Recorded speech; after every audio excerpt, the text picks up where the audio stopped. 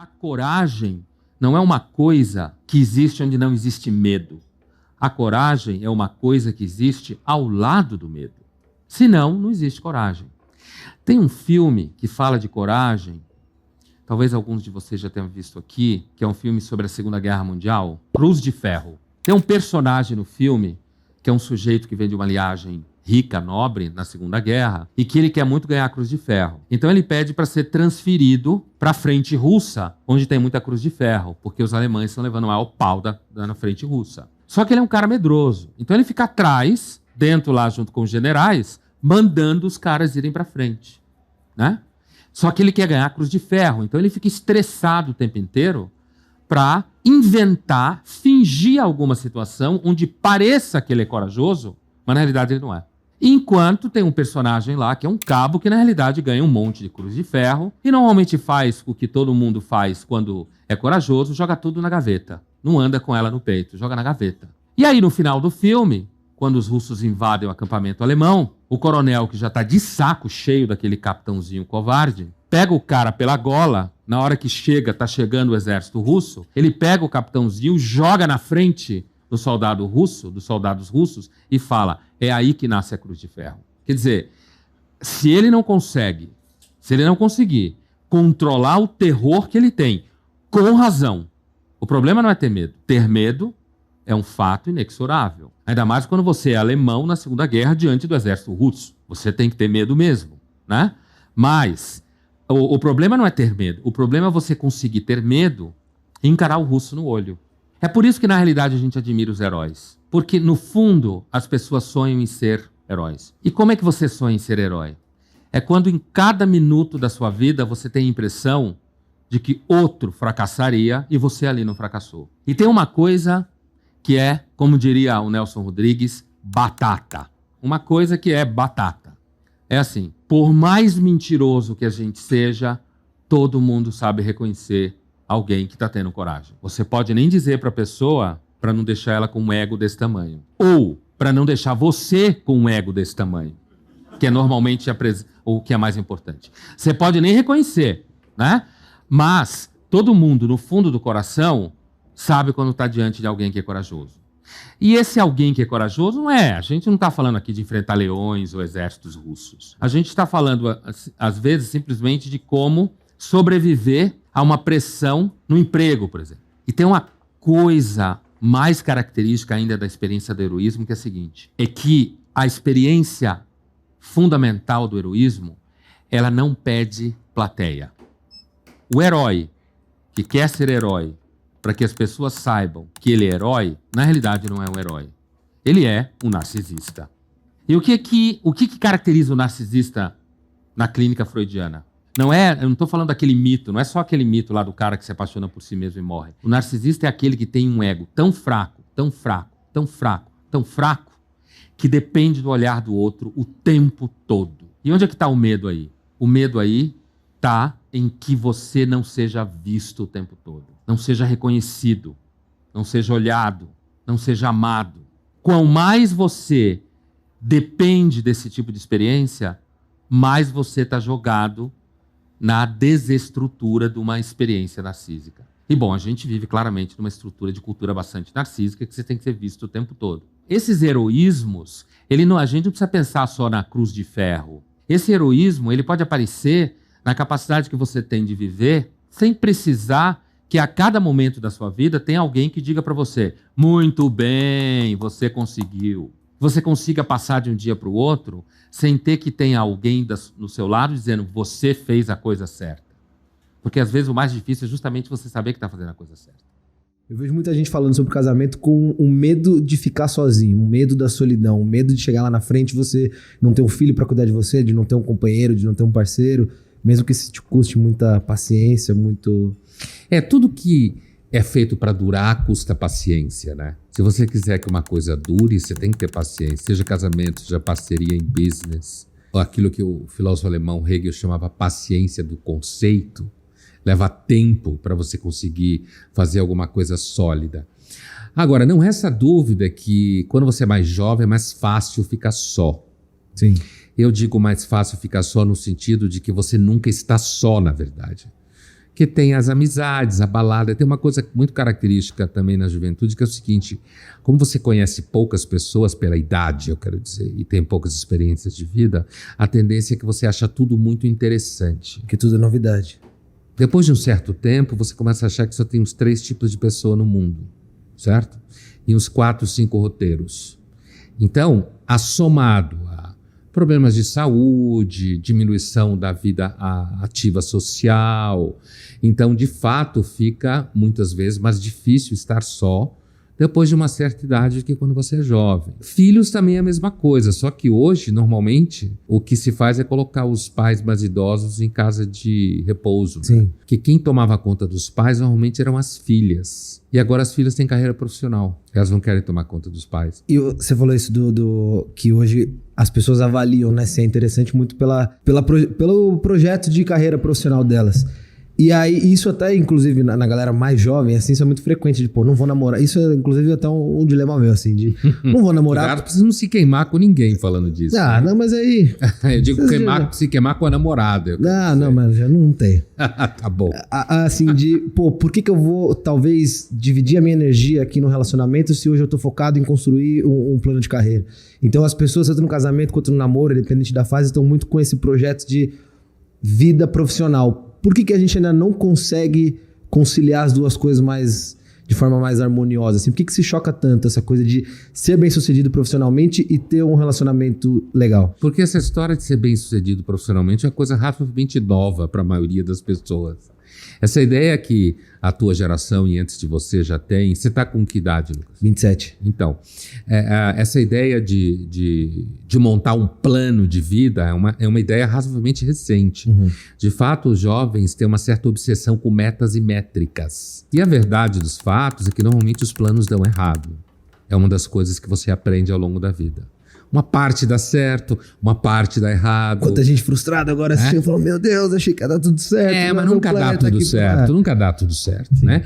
E às vezes é até bom que não dê tudo certo, porque imagina se você faz um plano para sua vida quando você tem 25 anos. Quando você tiver 50, você vai ser outra pessoa. Se der tudo como você queria com 25, provavelmente sua vida vai ser um inferno. Porque você não tem a mínima ideia do que você será aos 50 anos. Por exemplo, Sim. Né? Se você fez o plano aos 25. E até lá sua cabeça muda ao ponto de aquele plano de 25 talvez não faça sentido nem nos 30. Exatamente isso. Basta você lembrar se quando você tinha 15 você tivesse decidido todo o roteiro da sua vida. Sim. Quando você tinha 15 você olha para trás e disputa. Eu não sabia porra nenhuma. Né? Agora, é claro que hoje tem uma dificuldade especial porque...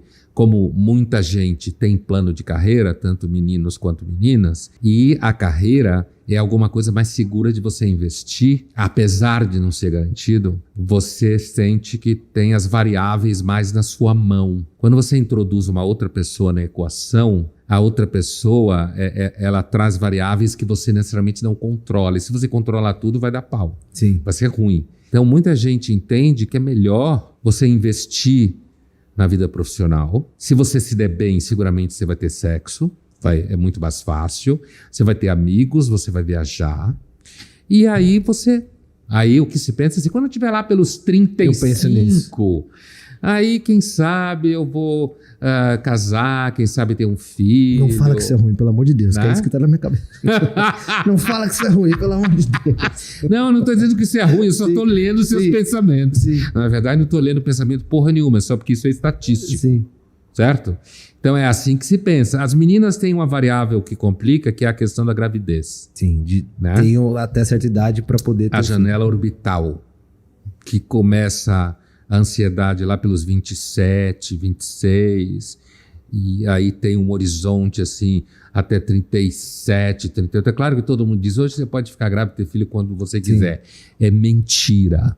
Certo? Você não pode, se for mãe aos 45 anos, fora aquela matéria que aparece no site, não sei do que, ou na novela da Globo, você tem filho com 45 anos sozinha, vai ser foda.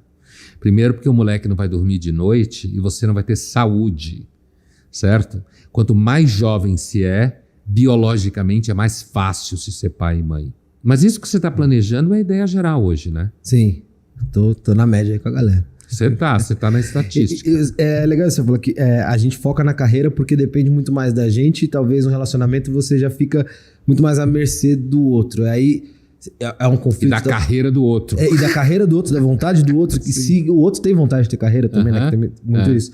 E aí entre esse conflito também de paixão e razão, assim, a razão é muito mais comigo e a paixão depende muito mais de um outro elemento. Ou às vezes a gente se engana, por exemplo, uma pessoa que é completamente focada no trabalho, dedicada, workaholic e tal, às vezes ela tá achando que ela é completamente racional e nem sempre é isso. Ela pode estar trabalhando puramente por emoção. Sem a gente dúvida. pode se apaixonar pelo nosso trabalho e Claro, ter zero esse razão é o nisso. workaholic, né?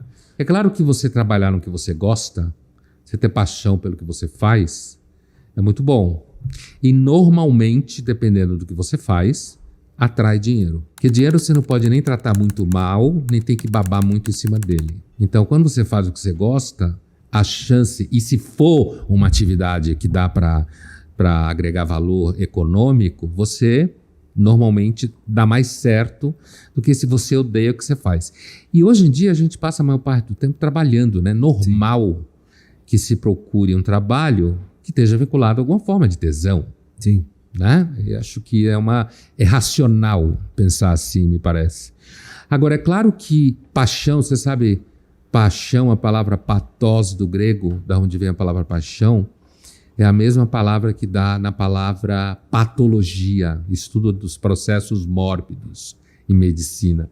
Pathos do grego, paixão é uma forma, é uma situação em que você fica de fato dependente de uma variável externa. Pode ser um vírus ou pode ser uma pessoa pela qual você se apaixona. E aí você tem mais dificuldade de ser racional.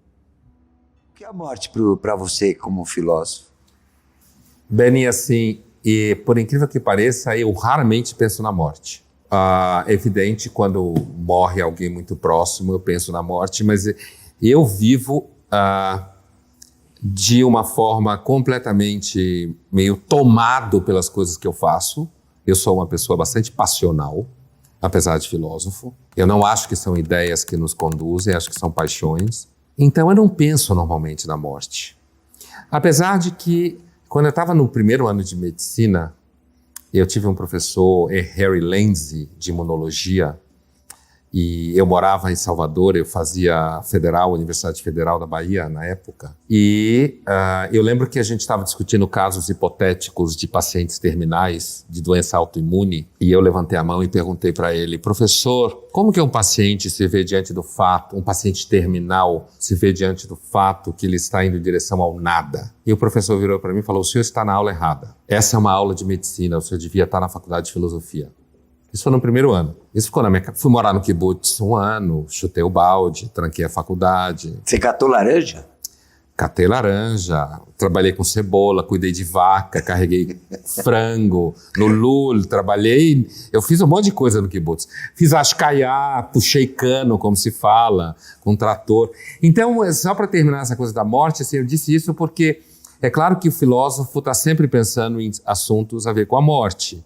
Mas para mim, eu não lembro de ter passado 2 minutos da minha vida pensando na minha morte. Eu tenho um amigo médico, muito amigo meu, que diz que isso não é normal. Ele fala: você está mentindo, mas é verdade.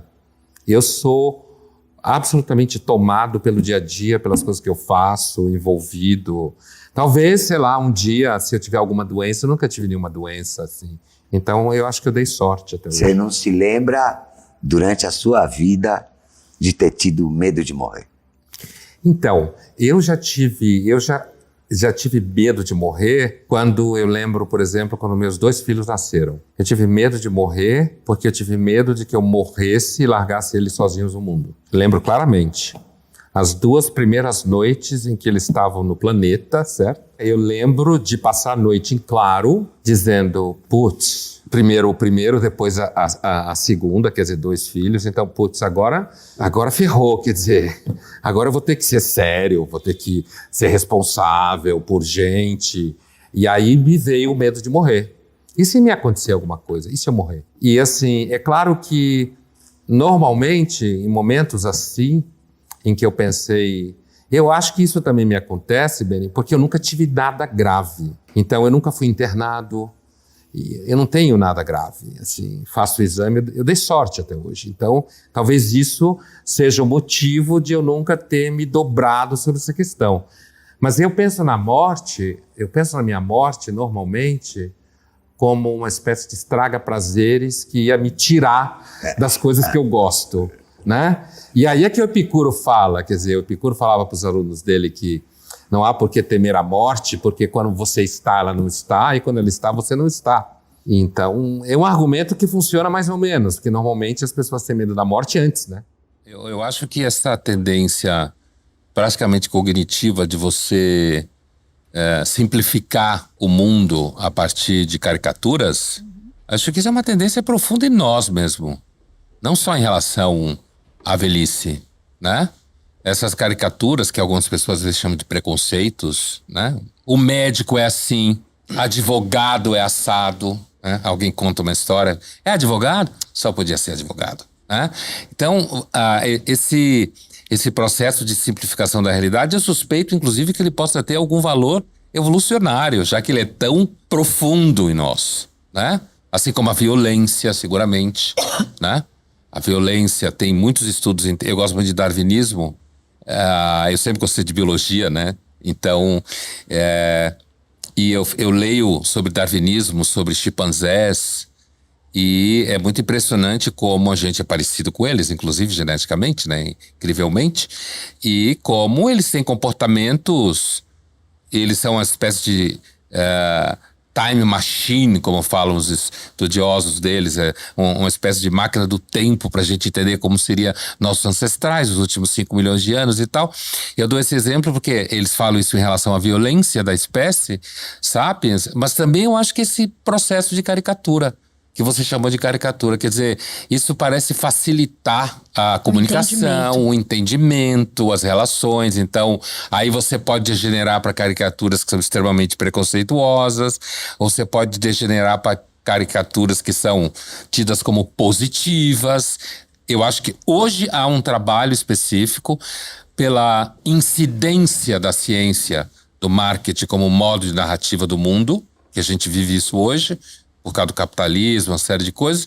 Então há uma tendência a se querer produzir caricaturas do tipo a mulher de 80 anos que pula de paraquedas. Então se você tem uns 50, mulher e nunca pulou de paraquedas, você é ruim, porque tem uma que pula de paraquedas há 80 anos, né? A empresa que faz uma matéria no jornal em que aparece um colaborador, como se fala hoje fofamente, então um funcionário da empresa de 62 anos que faz aula de yoga na empresa e tá na foto do lado do seu CEO que tem 35, dizendo como é linda a relação e que ele faz yoga junto e ele tá ótimo, como se isso significasse de fato a condição de pessoas de 60 anos no mundo corporativo, né? Então eu acho que a novidade nesse processo não é tanto a gente produzir caricaturas, porque eu acho que isso pode ter um sentido evolucionário, inclusive, às vezes, para sobrevivência, certo? Em situações de risco, que resvalem preconceito mesmo. Mas eu acho que a novidade hoje é produzir caricaturas que são lindas, maravilhosas, né? Que eu discuto muito isso, critico muito isso, porque eu acho que isso produz uma dissociação na vida muito grave. Como você citou do paraquedas, né? Então, se você não tá com 60 anos e não pulou de paraquedas e não pula... Então, se você é uma pessoa um pouco mais melancólica, resistente a esse tipo de coisa, nunca imaginou que gente normal pulasse de paraquedas, muito menos aos 60 anos, então você tem problema. Daqui a pouco vão te dar um remédio por causa disso, vão diagnosticar qual é o problema que você tem, entendeu? Então, a construção de personas, ela ajuda marketing. Mas no final das contas, o impacto disso na sociedade é isso que você está dizendo? E na vida psicológica mesmo. Sim. Você conhece a maior persona vendida pelo marketing no plano individual, mas que tem impacto social, porque a sociedade é feita de indivíduos, do que a ideia de que você pode se reinventar a qualquer momento da vida? Ou ser a melhor versão de si mesmo? Essa é a segunda, né? Da fila.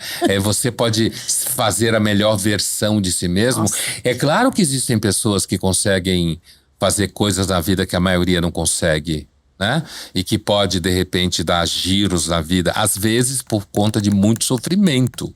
Mas aí o marketing esse marketing de pessoas vai e diz, não, você pode, assim como celulares saem novas gerações, você também pode vir a ser um iPhone 28 aos 72 anos. E se não for, tem que ser medicado, tem problema, porque fulano faz assim, né? Então eu acho que as caricaturas positivas, digamos assim, que o marketing constrói, elas são a novidade no mundo atual, que tem a ver com toda a sociedade de mercado, mas o processo de caricaturar pessoas e profissões e grupos sociais, eu acho que isso provavelmente tem uma função evolucionária.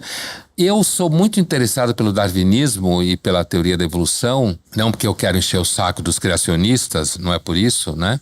Ele nos ensina um pouco que a gente deve ir devagar com o santo e não achar que um workshop na granja vai fazer você mudar certos comportamentos que são, sei lá, milenares ou de milhões de anos, sabe? E aí, por exemplo, alguém fala assim, não, porque está acontecendo guerras?